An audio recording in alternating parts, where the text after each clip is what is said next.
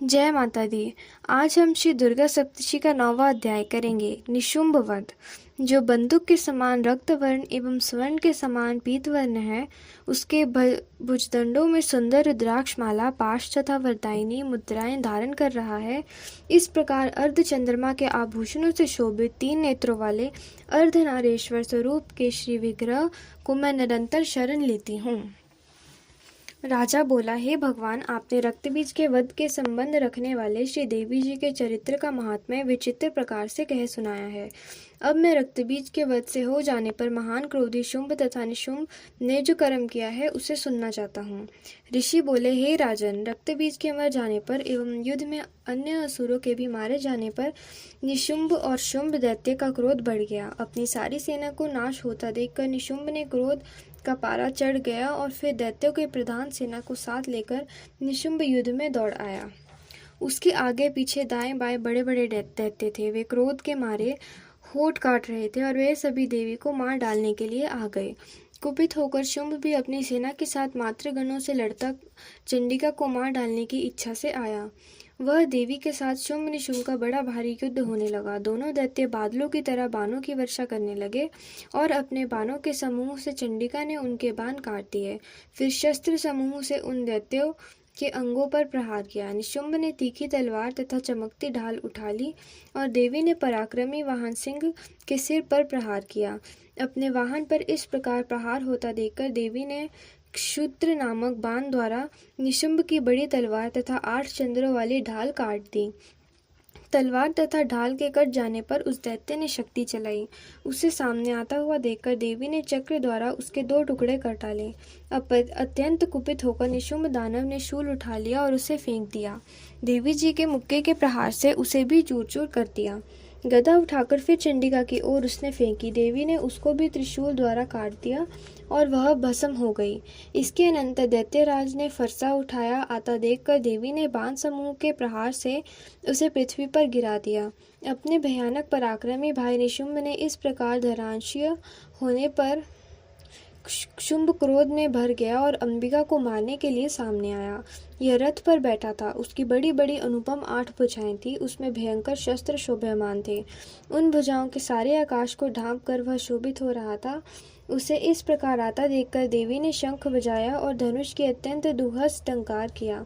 समस्त दैत्यों के तेज को हरने वाले अपने घंटे का शब्द करने उसने दिशाओं को भर दिया। तब सिंह ने भी बड़े बड़े हाथियों को महामत को चूर करने वाली गर्जना लगाई।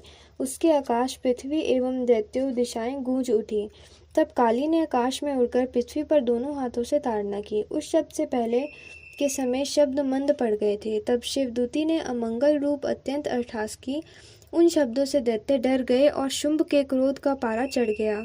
फिर जब अंबिका ने कहा कि हे दुरात्म, ठहर जा, तब आकाश में स्थित देवता जय जयकार करने लगे। शुंभ ने आगे बढ़कर आग बरसती हुई भयानक शक्ति चलाई।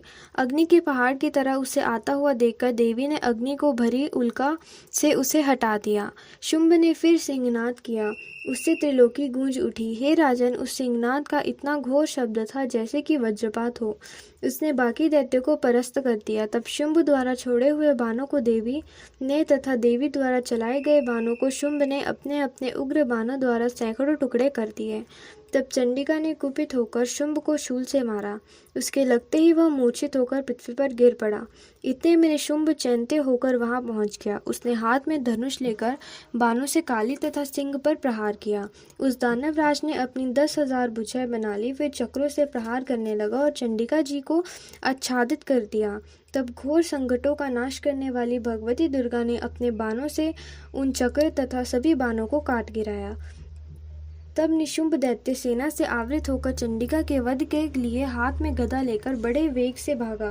वेग से आते हुए उसकी गदा को तीखी तलवार द्वारा चंडिका ने काट दिया। फिर दैत्य ने शूल उठा लिया। शूल हाथ में लिए उस देव पीड़क निशुंभ को आता हुआ देखकर चंडिका ने अपना शूल वेग से चलाकर उसकी छाती बींध डाली। उसकी छाती के फटते ही उसकी छाती में एक और महाबली पुरुष निकला। वह खड़ी रह इस प्रकार कहने लगा। उस निकलते हुए पुरुष की बात सुनते ही देवी अट्टहास करके हंसी और तलवार से उसका सिर काट दिया तो वह पृथ्वी पर गिर पड़ा।